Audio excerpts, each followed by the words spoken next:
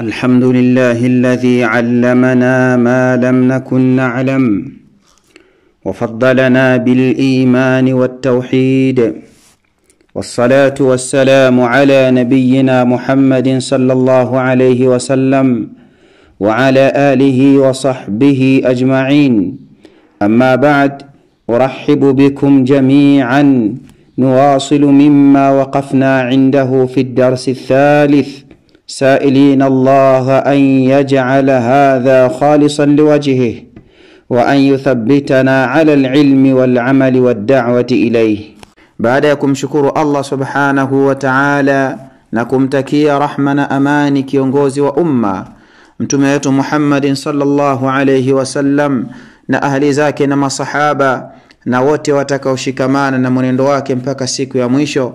Tunamuomba Allah subhanahu wa ta'ala atujalie nasi tuwe miongoni mwao, amin. Ndugu zangu katika iman, tunaendelea pale tulipoishia katika darsa iliyotangulia katika kitabu hiki cha al-usulu thalatha cha al-imam Muhammad ibn Abdul Wahhab rahimahullahu ta'ala. Na sasa tunaingia katika msingi wa pili, msingi ambao ni maarifatu dini al-islami bil adilla, kufahamu uislamu kwa dalili. Al-aslu thani, msingi wa pili, maarifatu dini al-islami bil adilla, kuifahamu dini ya uislamu kwa dalili na kwa hoja. Asijitokeze mtu akakuuliza uislamu ni nini, nawe muislamu una miaka mingi katika uislamu wako lakini haujui maana ya uislamu, basi majibu yako yatakuwa ni haya: wa huwa, na uislamu, al-istislamu lillahi bitawhid. Uislamu ni kujisalimisha kwa Allah subhanahu wa ta'ala, ni kujisalimisha kwa Mwenyezi Mungu aliyeumba mbingu na ardhi, bitawhid, kwa kumpwekesha, bitawhid, kwa kumfanya Mwenyezi Mungu kuwa ni wa pekee katika ibada zake na ni wa pekee katika ufalme wake.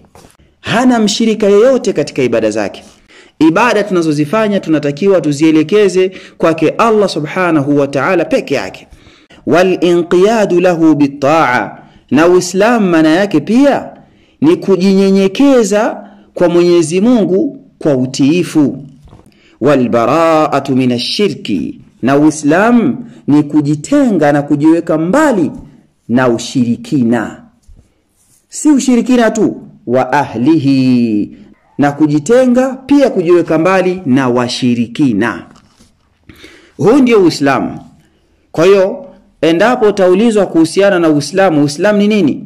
Kwa ufupi kabisa ni kwamba Uislamu ni mtu kujisalimisha kwa Allah subhanahu wa ta'ala, kwa kumfanya Allah subhanahu wa ta'ala kuwa yuko peke yake katika ibada zote na katika ufalme wake. Lakini pia Uislamu ni kujinyenyekeza kwake Allah subhanahu wa ta'ala kwa kuwa mtiifu. Lakini pia Uislamu unaambatana na mtu kujitenga na kuwa mbali na shirki, lakini pia kujitenga na washirikina.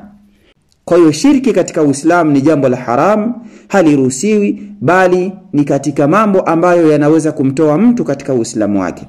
Lakini pia kuwa karibu na washirikina au kuwa karibu na wale watu ambao wanapenda kwenda katika mambo ya kishirikina, pia hili haliruhusiwi kwa Muislamu. Na dini ya Uislamu, wa huwa thalathu maratiba, na dini ya Uislamu ina daraja tatu. Dini ina daraja tatu. Ili wewe uweze kuwa ni Muislamu uliye salama na uliye safi, basi lazima ufahamu daraja hizi tatu za dini yako. Daraja ya kwanza ya dini, al-Islam, ni Uislamu wenyewe. Wal imanu, na iman. Wal ihsanu, na ihsan. Tutafahamu kwa utaratibu na kwa uchambuzi mzuri sana kuhusu Uislamu ni nini, na kuhusu imani ni nini kwa ufafanuzi mpana, na kuhusu ihsani ni nini. Wa kullu martabatin, na kila ngazi, kila daraja, laha arkanun, kila ngazi ina nguzo zake. Tunaposema Uislamu, basi Uislamu una nguzo zake, na lazima Muislamu uwe umefungamana na hizi nguzo za Uislamu. Na pia tukisema imani, na imani ina nguzo zake. Lazima endapo wewe Muislamu utakuwa na imani, basi imani yako iwe imefungamana na imeambatana na nguzo zake. Na tutakaposema kwamba wewe ni Muislamu ambaye upo katika daraja ya ihsan, lazima ufahamu ihsani ni nini na ni mambo gani unatakiwa kuyafanya endapo utakuwa katika daraja hilo au katika ngazi hiyo ya ihsan. Almartabatu alula, ngazi ya kwanza, alislamu, uislamu. Fa arkanu alislami 5, nguzo za uislamu ziko 5. Ili mtu aweze kuwa ni Muislamu, basi lazima awe ameshikilia hizi nguzo 5. Sasa mimi na wewe ndugu yangu katika iman, tujitathmini na tutazame hizi nguzo 5 kweli tumeshikamana nazo. Nguzo ya kwanza katika Uislamu, shahadatu alla ilaha illa Allah, ni kushuhudia ya kwamba hakuna mola anayetakiwa kuabudiwa kwa haki kabisa isipokuwa ni Allah, Mwenyezi Mungu mmoja peke yake. Wewe Muislamu lazima ushuhudie hivyo, lazima ukiri hilo, lazima uamini hivyo. Wa anna Muhammadar Rasulullah, na lazima Muislamu uamini hakika Muhammad Rasulullah ni mtume wa Allah subhanahu wa ta'ala. Ili uweze kuwa Muislamu, lazima maneno haya uwe unayaamini na kuyakiri katika moyo wako, na si kama vile baadhi ya dini wanavyoamini ya kwamba Isa ibn Maryam au Yesu, baadhi yao wanaamini na kukiri ya kwamba Yesu ni Mungu, subhanallah. Wengine wanaamini na kukiri ya kwamba Yesu alikuwa mwana wa Mungu, kwamba ni mtoto wa Mungu tena wa pekee, subhanallah. Huu ni mtihani katika baadhi ya imani za watu. Nguzo ya pili katika Uislamu, wa iqamus salati, ni kudumisha swala. Kwa hiyo ili wewe Muislamu, wewe ni Muislamu salama, wewe ni Muislamu ambaye uko safi kabisa, lazima sala 5 zipatikane. Adhuhuri ipatikane, laasiri ipatikane, magharibi ipatikane, sala ya isha ipatikane, sala ya fajri, sala ya subhi ipatikane. Sala hizi 5 lazima kwa wewe Muislamu hakikisha unazitekeleza na kuzidumisha ipasavyo, ili uweze kuwa ni mwenye kusimamisha zile nguzo 5 za Uislamu. Katika hizo nguzo 5 za Uislamu ni kusimamisha na kudumisha sala. Lakini nguzo ya 3, wa itauz zakati, na kutoa zaka, kutekeleza ibada ya zaka. Na hii ibada ya zaka ndugu zangu katika iman, ambayo ni nguzo ya 3 katika nguzo za Uislamu. Zaka ina taratibu zake, zaka ina masharti yake na kadhalika. Lazima ujue kwamba mimi Muislamu natakiwa nitoe zaka, lakini kwa utaratibu upi, kwa masharti yapi?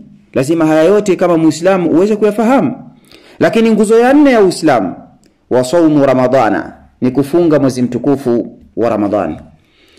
Kwa hiyo ili uweze kuwa ni Muislamu salama, Muislamu safi, lazima utekeleze ibada ya mwezi mtukufu wa Ramadhani, uifunge ipasavyo, tena kwa utaratibu wa kisheria. Na ujue kwamba funga inaanza muda huu na inamalizika wakati huu.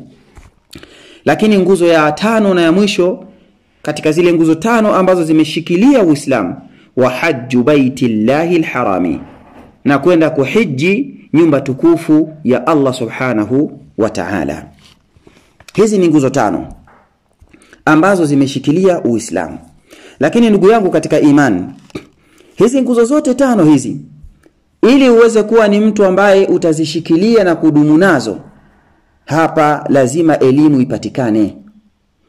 Kwa sababu shahadatu alla ilaha illa Allah, nguzo ya kwanza hiyo, shuhudia kwamba anayetakiwa kuabudiwa na kuegemezewa ibada zote na ufalme wote ni Allah peke yake, na kufahamu ya kwamba Muhammad ni mtume wa Allah, inahitajika elimu.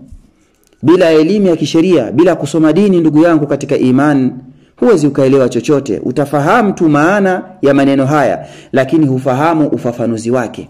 Kwa hiyo lazima tukae chini, lazima tusome dini yetu ili tuweze kufahamu masala kama haya. Lakini pia kusimamisha sala, kuswali kwa muendelezo. Ndugu yangu katika imani, sala ina taratibu zake, sala ina nguzo zake, sala ina masharti yake. Sala ina sunna zake. Kwa hiyo kama hatukusoma hatuwezi kufahamu. Si kwenda kuswali tu, hapana. Lazima ujue sala yangu ili iweze kukubalika lazima nifanye mambo haya. Lazima ufahamu ya kwamba vitenguzi vya sala ni vipi. Endapo nitafanya mambo haya nikiwa katika sala yangu inaharibika. Haya yote yanahitajika mtu aweze kusoma dini yake, aweze kufahamu Uislamu wake bil adilla, kwa dalili, kwa maana kwa elimu na hoja. Lakini zaka ni hivyo hivyo, saumu ni hivyo hivyo. Lazima mtu afahamu kwamba funga ili iweze kukubalika kwa Allah subhanahu wa ta'ala, funga iweze kuwa sahihi, lazima nifunge kwa utaratibu huu. Lakini pia lazima ufahamu ya kwamba funga hii ninayoifunga ya mwezi mtukufu wa Ramadhan, endapo nitafanya mambo haya basi funga yangu itakuwa imebatilika, saumu yangu itakuwa imeharibika. Haya utayafahamu vipi? Lazima tujisogeze kwa wanawachuoni, lazima tujisogeze kwa mashekhe, lazima tukae chini tutenge muda tuweze kusoma Uislamu wetu na tuweze kuisoma dini yetu. Lakini pia kwenda kuhiji nyumba ya Allah subhanahu wa ta'ala, lazima ufahamu kwamba hija ina taratibu zake, na lazima ufahamu kwamba hija pia ina vigawanyo vyake. Lazima ufahamu pia kwamba hija ina masharti yake. Ni mambo gani ambayo unatakiwa kuyafanya endapo utafika katika nini? Katika maeneo husika. Ni mambo gani ambayo unatakiwa kujiepusha nayo endapo utafika katika maeneo husika? Nini ufanye kabla ya kwenda katika ibada ya haji? Na ni mambo gani ujiepushe nayo kabla ya kwenda katika ibada ya haji? Na ni utaratibu upi unatakiwa kutekeleza kabla ya kwenda katika ibada ya haji? Haya yote ndugu yangu katika iman yanapatikana endapo mtu atatenga muda na kukaa chini na kusoma dini ya Allah subhanahu wa ta'ala, kusoma Uislamu wake, kufahamu Uislamu wake kwa maana kwa Qur'an, na ufahamu Uislamu wake kupitia hadithi za Mtume sallallahu alayhi wasallama na kupitia mafundisho sahihi ya Uislamu. Fadalilu shahadati, dalili ya shahada, dalili ya kushuhudia na kukiri.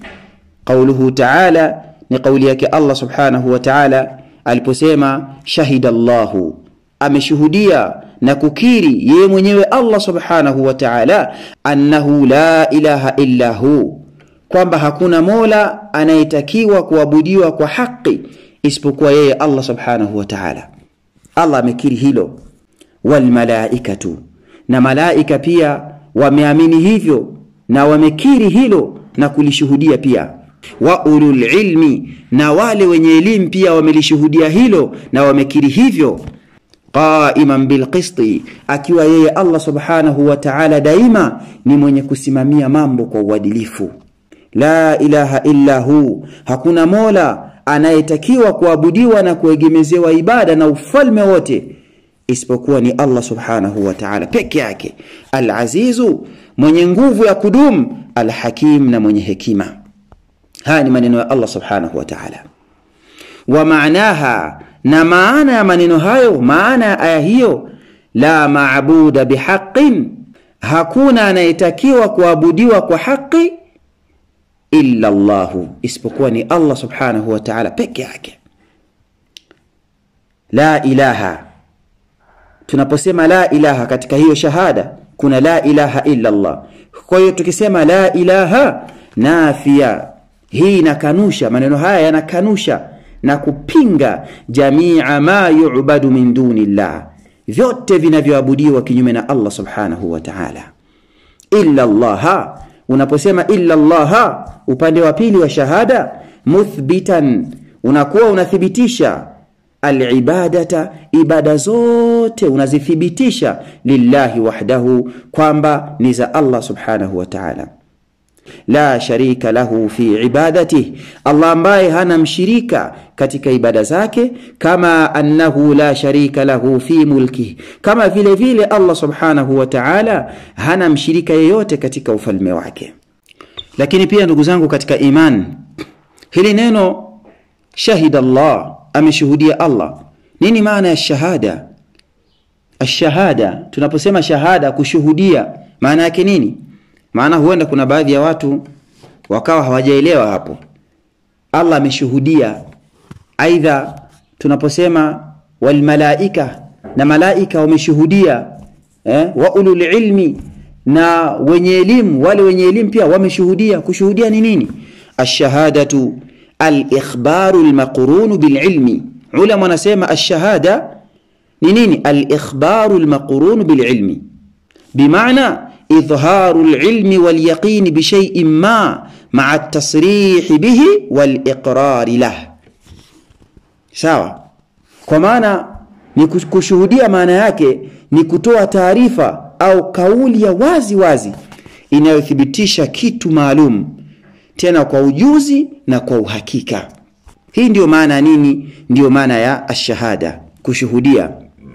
Ndio kwa maana tunaposema shahidallahu annahu la ilaha illa hu, Allah anaposhuhudia, maana yake ni kwamba Allah subhanahu wa ta'ala anathibitisha kwa elimu yake Allah kuwa hakuna Mungu na hakuna Mola yeyote anayetakiwa kuabudiwa isipokuwa ni yeye Allah subhanahu wa ta'ala.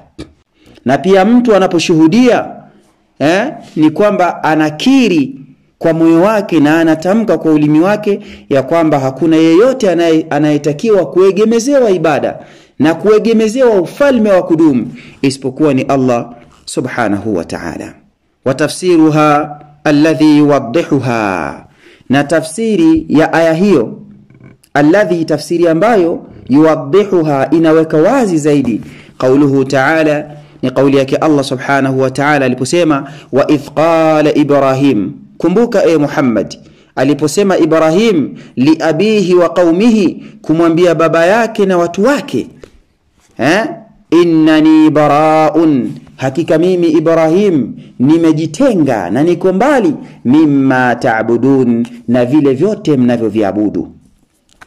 Nabiiullah Ibrahim alayhi salam alimwambia baba yake na aliwaambia watu wake ya kwamba hakika mimi nimejitenga, niko mbali na vile vyote mnavyoviabudu.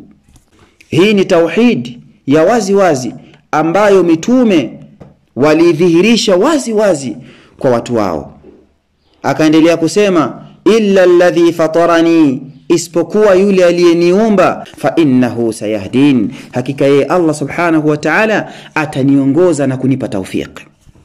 Waja'alaha, Allah kalifanya neno hili la tauhid kalimatan baqiyatan, kuwa ni neno lenye kubaki na kuendelea kuwepo, fi aqibihi, katika vizazi au katika kizazi cha Nabii Ibrahim, la'allahum yarji'un, ili waweze kurejea na kurudi katika neno hilo la tauhid. Ndugu zangu katika iman, wanajumuishwa ndani yake mitume waliokuja katika kizazi chake kama vile Nabii Musa alayhi salam, Nabii Isa alayhi salam, Nabii Muhammad sallallahu alayhi wasallam. Hawa wote ni katika kizazi cha Nabii Ibrahim alayhi salam.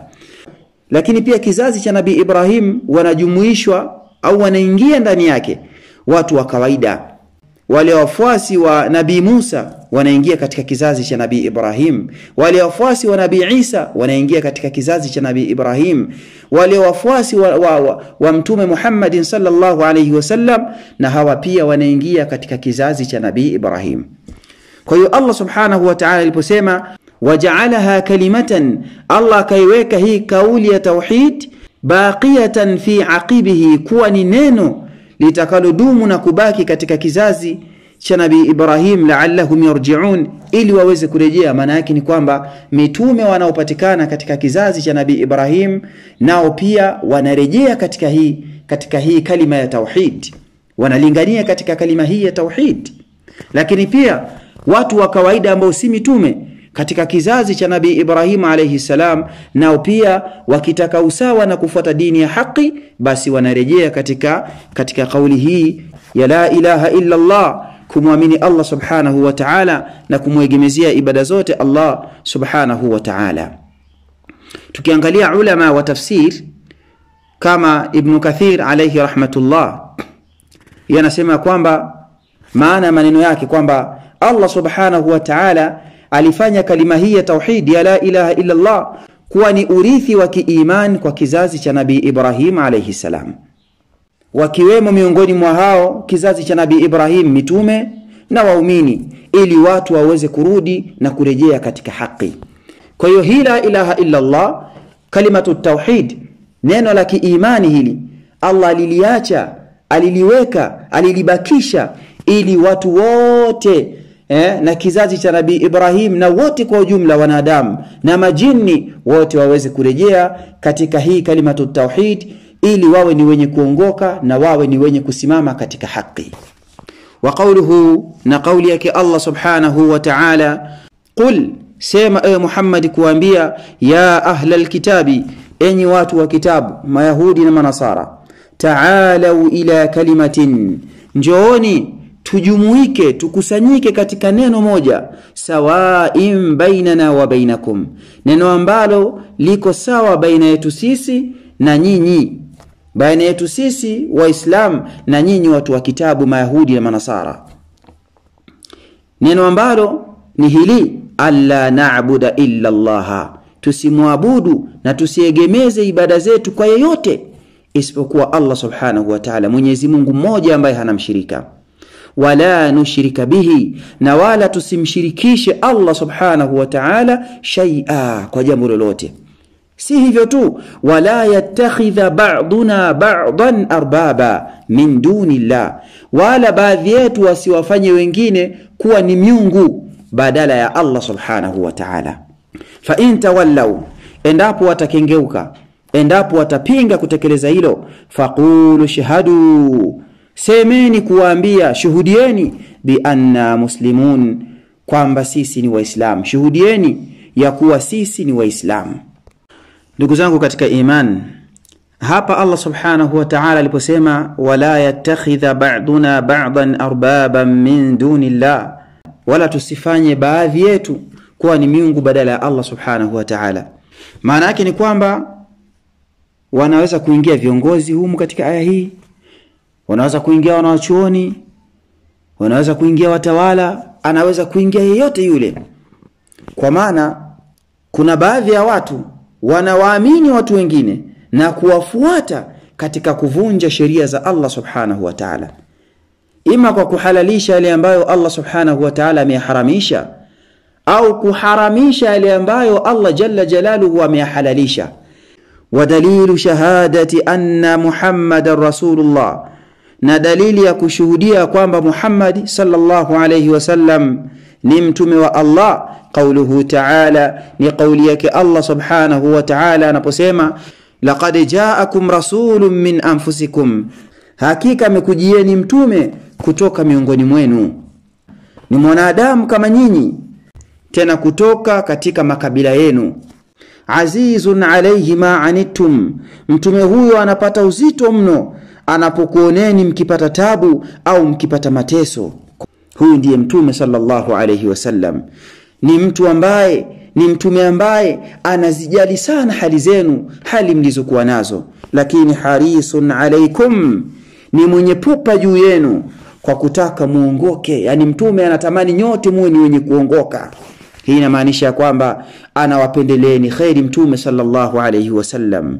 Lakini pia bil mu'minina raufur rahim, kwa waumini mtume sallallahu alayhi wasallam raufun, ni mpole mno, tena rahimun, ni mwenye huruma sallallahu alayhi wa alihi wasallam. Huyu ndiye Muhammad na huu ndio Uislamu. Hii ndio dalili ya kushuhudia na kukiri na kuamini ya kwamba Muhammad sallallahu alayhi wasallam ni mtume wa Allah. Wa maana shahadati anna Muhammadar Rasulullah, lakini maana ya maneno haya, maana ya kushuhudia na kukiri ya kwamba Muhammadin sallallahu alayhi wasallam ni mtume wa Allah, ta'atuhu fima amara. Kwanza ndugu yangu katika iman, ta'atuhu fima amara ni kumtii mtume sallallahu alayhi wasallam katika yale yote aliyoyaamrisha. Wa tasdiquhu fima akhbara, na kukubali kuwa mtume sallallahu alayhi wasallama ni mkweli katika yale yote aliyoyasema na yale yote aliyoyaeleza.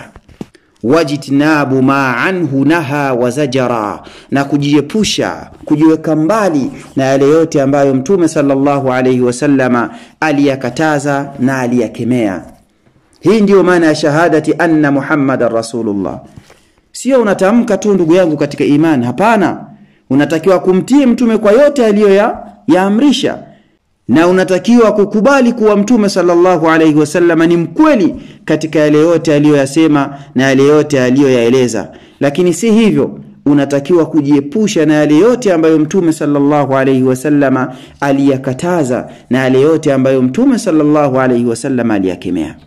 Wa alla yu'bada Allahu, na asiabudiwe Allah subhanahu wa ta'ala illa bima sharaa, isipokuwa kwa yale ambayo Allah ameyaweka katika sheria.